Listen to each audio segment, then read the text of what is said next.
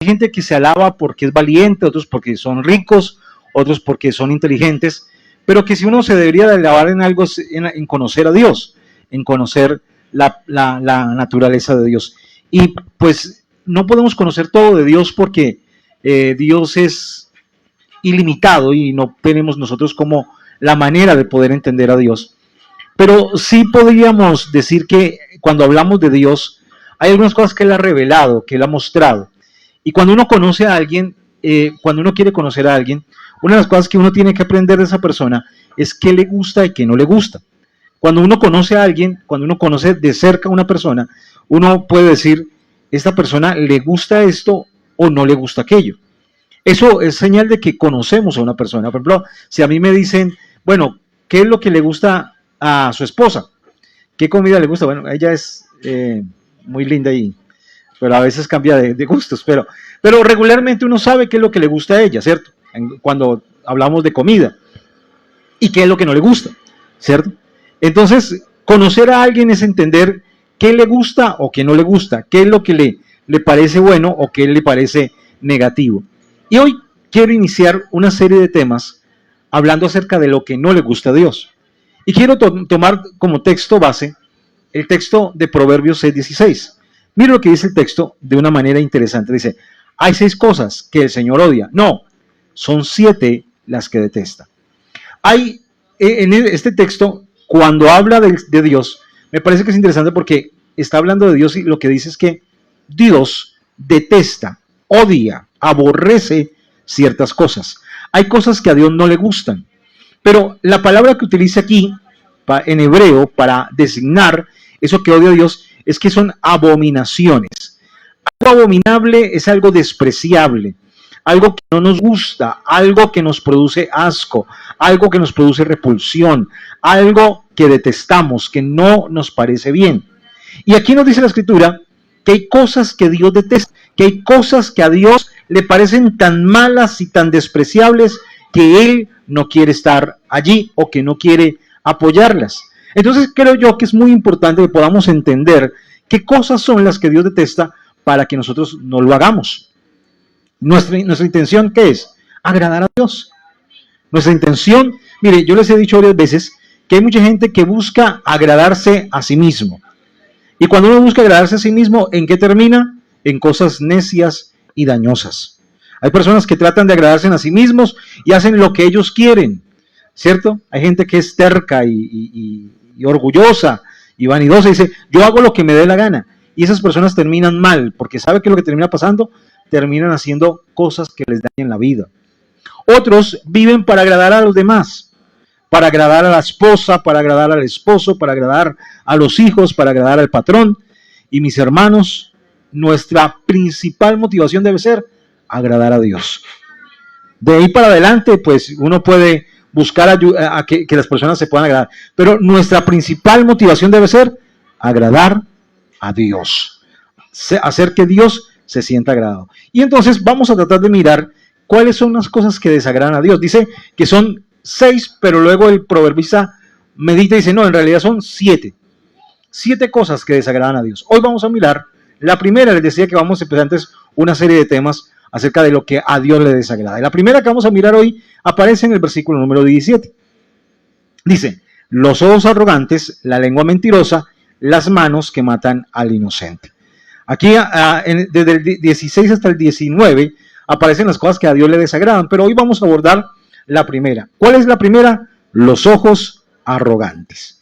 Cuando la Biblia habla de los ojos arrogantes, en otra versión dice los ojos altivos, o la mirada altiva o la mirada orgullosa, pues nos habla de una actitud.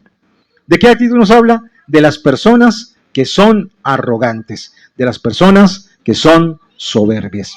¿Conoce usted gente soberbia? Es interesante saber que los soberbios son despreciados por Dios. La gente que se cree más que los demás, la gente que cree que tiene mayor capacidad o que es superior a los demás, esa gente es aborrecida por el Señor.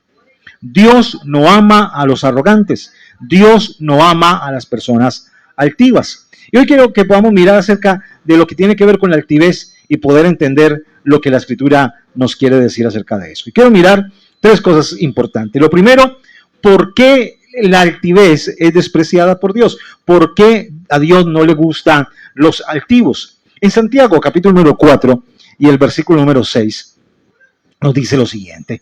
Dice, y Él da gracia con generosidad, como dicen las Escrituras. Dios se opone a los orgullosos, pero da gracia a los humildes. ¿Qué tal si repetimos este versículo a la voz de tres? 1, 2 y 3. Y Él da gracia con generosidad.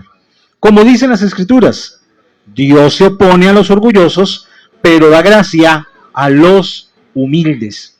Interesante. Lo primero que podemos encontrar es que el orgullo no es bueno porque Dios se opone a los orgullosos. El orgullo nos aleja de Dios. El orgullo hace que nos alejemos de Dios, que no podamos ver la bendición de Dios, que no podamos estar conectados con Dios. ¿Por qué? Porque las personas orgullosas regularmente son autosuficientes. Creen que lo que han logrado en la vida lo han logrado porque ellos mismos lo han podido hacer. Pero recordemos lo que decíamos o nos decía el Señor ahora 8 días acerca de la actitud de Cristo. ¿Recuerdan que el apóstol Pablo nos dijo, tengan la actitud de Cristo? ¿Cuál fue la actitud de Cristo? ¿Cuál fue? Que se humilló a sí mismo. Que renunció todo con el fin de podernos ayudar. Entonces, lo primero es que el orgullo es negativo porque nos aleja de Dios. Pero lo segundo, en Proverbios 18:12, nos dice que el orgullo dice, la arrogancia va delante de la destrucción, la humildad precede al honor. Cada vez que alguien es orgulloso, está camino o rumbo a ser destruido.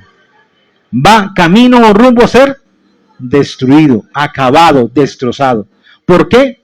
Porque el orgullo lleva a las personas a la destrucción. ¿Y por qué el orgullo nos puede llevar a la destrucción? Porque el orgulloso no recibe consejos. Porque el orgulloso piensa que lo que él dice es así y que nadie más lo puede corregir. Porque el orgulloso, mire, usted ha visto las personas orgullosas, aunque ahorita vamos a hablar de las características del orgulloso. Usted ve el orgulloso y el orgulloso piensa que su opinión es la única que tiene valor y que ninguna otra opinión. Y a veces cuando uno dice yo no estoy de acuerdo, se enojan. ¿Se ha visto? Eso tiene que ser así. Es que eso es así porque yo lo digo, ¿cierto? Por ahí decían que un hombre decía, no, yo soy muy consciente, muy humilde en cuanto a mis opiniones. Sé que cuando yo doy una opinión hay dos puntos de vista, que son el mío y el equivocado, ¿cierto? Quiere decir que él decía y pensaba que su precepto, su idea, su pensamiento era el más importante. Y así personas orgullosas, y como son tan orgullosas y nadie les puede aconsejar, entonces ¿cómo terminan? Destruidos. La destrucción precede, o sea, la destrucción viene después del orgullo. Pero cuando alguien es humilde, ¿viene qué? El honor. Viene la exaltación. Ahora, lo primero es que miramos por qué el orgullo es negativo, pero lo segundo es que tratemos de entender cuáles son las características del orgulloso. Uno podría decir, no, pastor, pero yo no soy orgulloso. Mire, ¿sabe que es algo interesante saber que la Biblia incluso nos dice que el orgulloso a veces no sabe que es orgulloso? Uno a veces no se da cuenta que tiene ciertas cosas. Por ejemplo, a veces uno no sabe que tiene mal aliento y los otros sí lo perciben. O a veces no sabe uno que tiene un mal olor en el cuerpo y los otros sí lo perciben, ¿cierto? Pero a lo mismo pasa, creo yo, con la tacañería y con el orgullo. Hay personas que piensan que son dadivosos cuando en realidad son tacaños, y hay personas que piensan que son humildes cuando en realidad son personas orgullosas, son personas pedantes, son personas orgullosas. Y vamos a tratar de mirar algunas características del orgulloso, algunas características de las personas que son orgullosas. Lo primero es que la persona orgullosa es una persona soberbia. ¿Qué quiere decir que es soberbio? Quiere decir que es una persona que siempre está pensando mucho mejor de él de lo que en realidad debe de pensar. El apóstol Pablo dice, no piensen cada uno de ustedes mismos con cordura. Incluso deberían de pensar de los demás mejor. Mire, ahorita la gente está hablando mucho y dicen, en el primero que usted tiene que pensar es en usted mismo. Usted tiene que pensar primero en usted, luego en los demás, pero primero en usted. Usted tiene que pensar en usted. Usted no puede pensar en los demás antes que en usted. Pero la Biblia dice algo diferente. La Biblia dice, piense en los demás como si fueran superiores a usted. Mire que es interesante. El orgullo nos lleva a ser soberbios, a pensar que estamos por encima de los demás. También el orgulloso es vanidoso.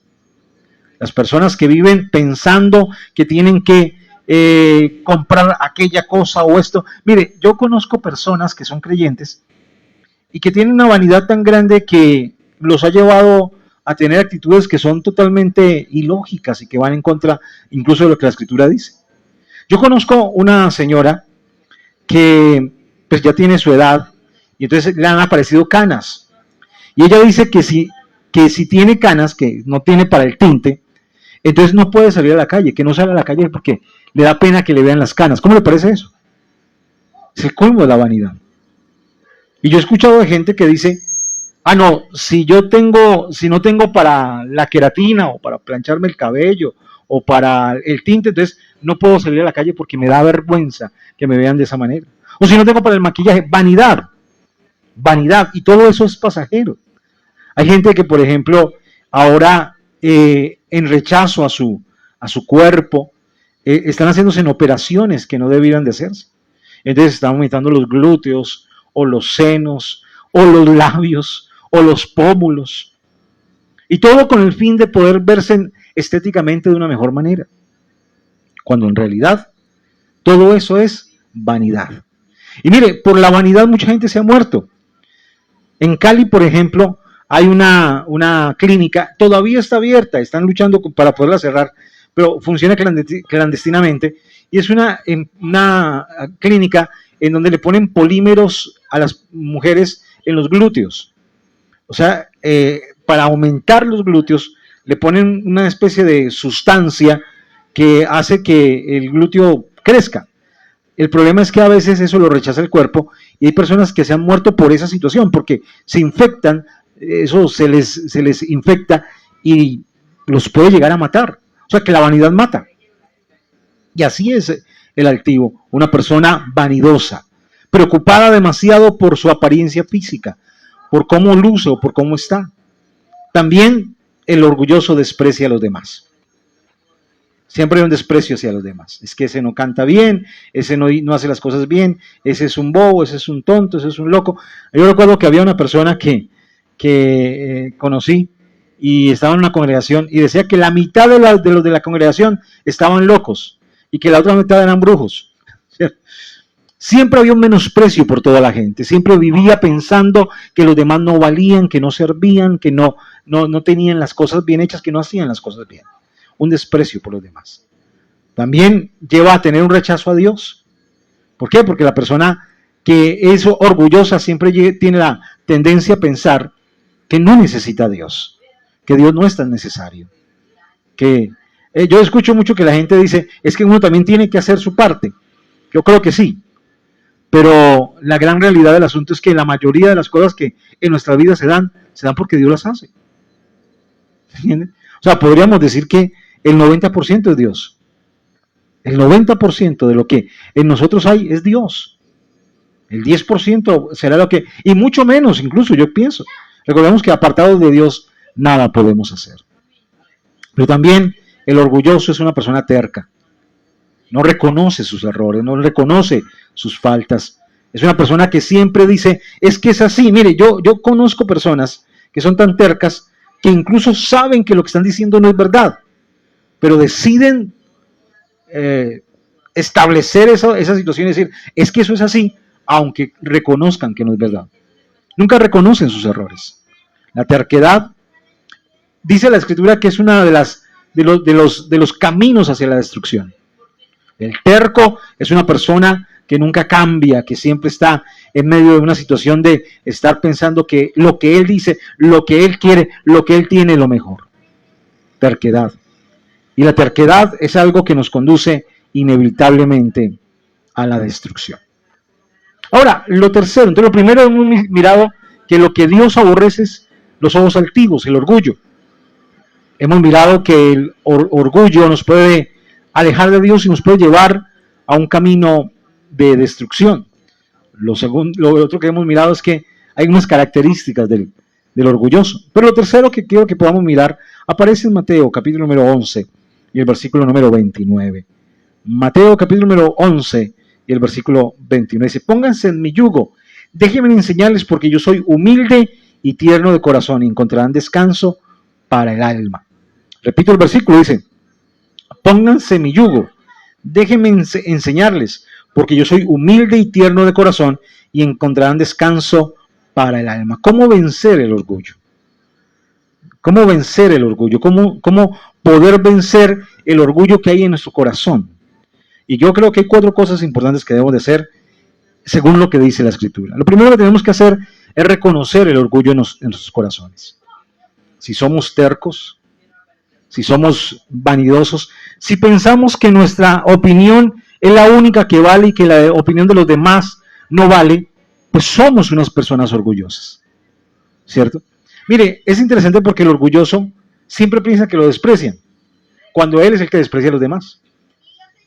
El orgulloso siempre dice: es que a mí no valoran lo que yo digo, pero en realidad es él el que no valora a los demás. Hay una idea, es una situación de manipulación. El orgulloso siempre piensa que es que lo están despreciando, cuando en realidad él es el que vive despreciando todo lo que los demás dicen. Eso no es así, eso no lo creo. Y no hay manera de salir del orgullo si no es reconociendo que somos orgullosos. Sino reconociendo que en nuestro corazón hay una actitud que no es de Dios. Recordemos que la Biblia dice que Dios detesta al orgulloso. ¿A usted le gustaría que Dios lo deteste? ¿Le gustaría que Dios dijera: no, qué pereza esa persona? Pues tenemos que dejar de ser orgullosos. Tenemos que tener un corazón más humilde, un corazón que sea diferente.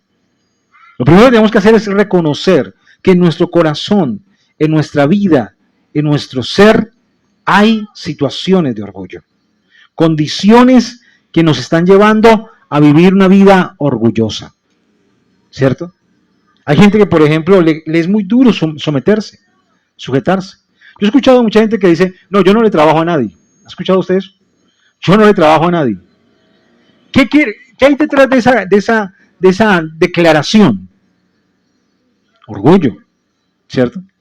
Por ahí una vez mostraban un cartel que decía es que se necesita una señora que trabaje en la cocina, que no tenga experiencia, pero que haga caso, ¿cierto? Y hay gente que realmente no hace caso porque cree que lo que él hace, que lo que él dice, que lo que él piensa es lo más importante. Y por eso no se someten. Hay mujeres muy orgullosas que no quieren someterse a sus esposos, que no quieren hacer lo que otra persona les manda. Y esa situación, si no la reconocemos, nos va a llevar a la destrucción. Nos va a llevar a la destrucción de nuestras vidas. Lo primero es reconocer que en nuestra vida hay orgullo.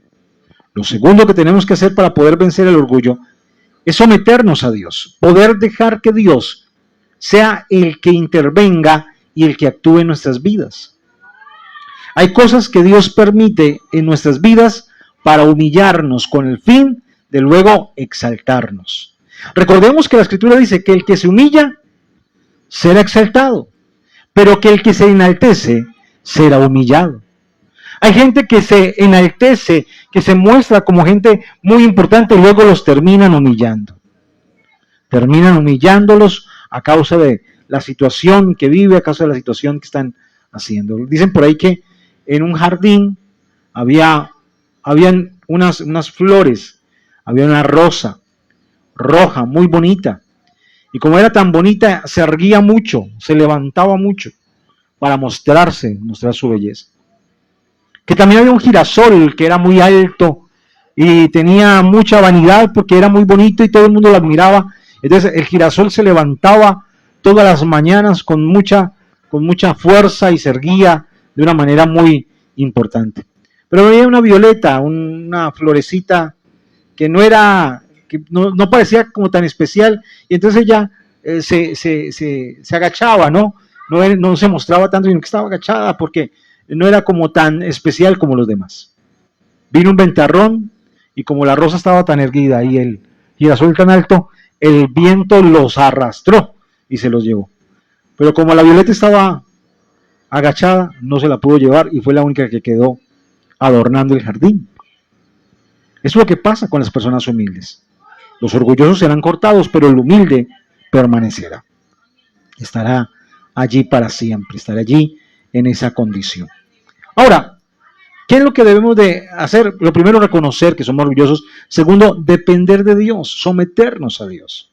Permitir que Dios en nuestras vidas haga los procesos que tiene que hacer. A veces Dios pone por encima de nosotros personas que pareciera que no deberían de estar, pero lo hace el Señor porque Dios quiere que podamos ser humildes. Dios nos pone en situaciones, en condiciones, en situaciones con el fin de podernos enseñar la humildad. Agachemos la cabeza frente a Dios. Podamos decirle al Señor, Señor, yo sé que hay situaciones, hay cosas que no me gustan, que no son buenas, pero que se dan con el fin de que yo pueda aprender a ser humilde, aprender a ser una persona diferente.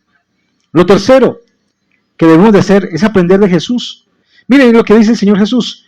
Pónganse en mi yugo, déjenme enseñarles, porque yo soy humilde y tierno de corazón, y encontrarán descanso para el alma. Mire, hoy la gente vive estresada. Vive estresada. Y vive estresada porque son orgullosos. Mire que el Señor dice, ¿quiere usted que su alma tenga paz? ¿Usted no ha visto que hay gente que viven en un estado de enojo? Yo conozco personas que viven en un estado de enojo. Todo les molesta. Todo les molesta. Hay gente que no le puede hablar a uno pacíficamente. Uno le dice una cosa y le hace un comentario, inmediatamente le responden con 3 pies en la mano. Ah, pero como la culpa es suya. Inmediatamente.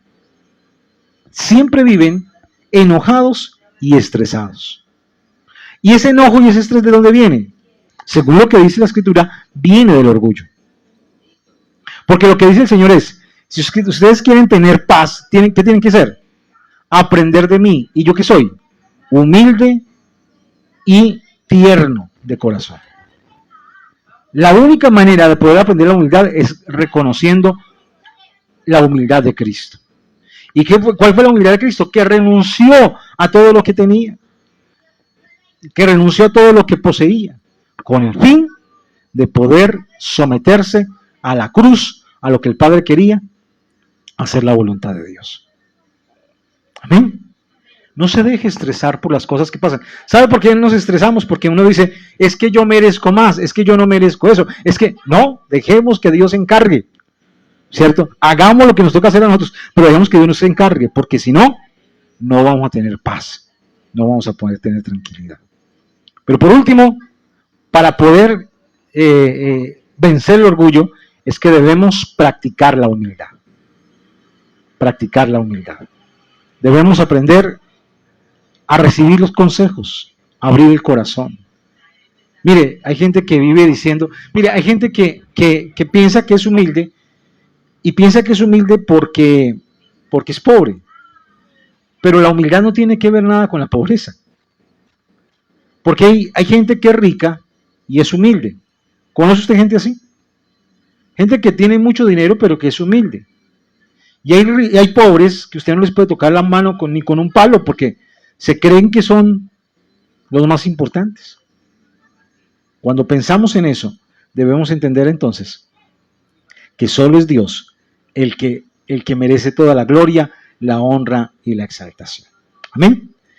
Qué bueno que hoy podamos decir al Señor, Señor, enséñanos a ser humildes y a vivir para el Señor. Pastora, ¿nos puede dirigir en oración, por favor?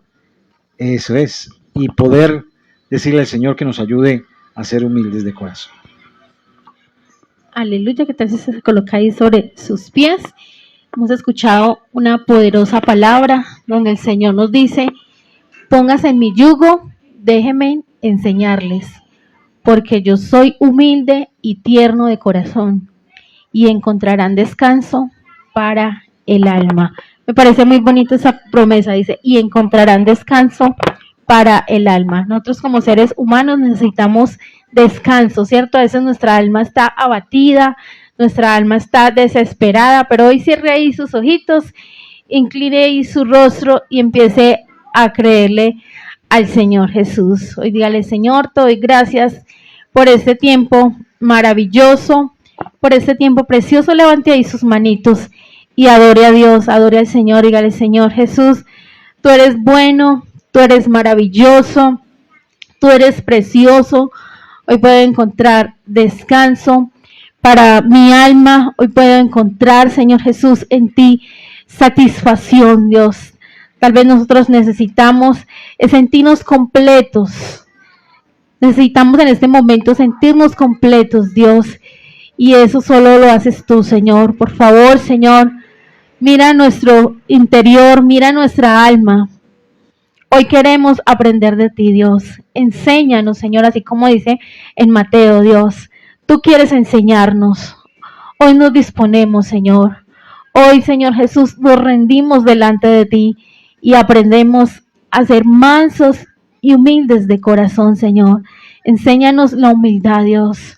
Muéstranos, Señor Jesús, en qué estamos fallando, que podamos vernos como en un espejo, Dios, y poder ver qué actitudes malucas, qué actitudes distintas hay en nuestra vida. Y hoy, Señor Jesús, queremos que tú nos ayudes. Hoy ponga su petición delante de Dios, Señor. Oramos por aquellas personas que están enfermas, Dios. Yo oro. Tiene a sus papás enfermos, Dios.